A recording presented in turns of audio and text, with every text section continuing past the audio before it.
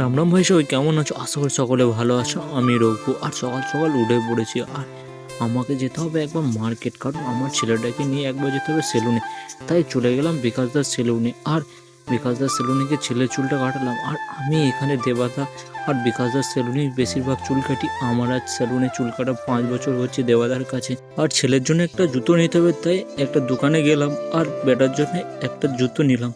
আর জুতো দেওয়ার পর বেটার খুশিটা দেখেছো অনেকটাই ভালো। আর বাবা কিছু বাজার করে দিয়েছিল, সেই বাজারটা ঘরে নিয়ে আর বাজার থেকে এসে স্নান করে নিয়েছি। এরপর আমাদেরকে খাবার খেতে হবে, তাই বাজার থেকে একটা লেবু আনতে ভুলে গিয়েছি, স্যালাড বানাবো। এই গাছে একটা লেবু ধরছে, সেই লেবুটা পেয়ে নিলাম। আর গাছ লাগানোর পর যখন যত্ন করা হয়, গাছে থেকে যখন ফল ধরে অনেকটাই ভালো লাগে। আর আমাদের কাজ বানাতে হবে স্যালাড, আর তাড়াহুড়ো করে স্যালাডটা বানিয়ে নিলাম। এরপর খাবার খেতে হবে। আজ ছিল পাটের শাক, আলু ভাজা আর আলু চোখা। আর এই দিয়ে খাবার খেতে আমার অনেকটাই ভালো লাগে। আর কার কার ভালো লাগে অবশ্যই জানাবেন। আর আমরা সবাই মিলে বসে পড়লাম একসাথে খাবার খেতে, কারণ একসাথে খাবার মজাটাই আলাদা, তাই একসাথেই বসে খাই।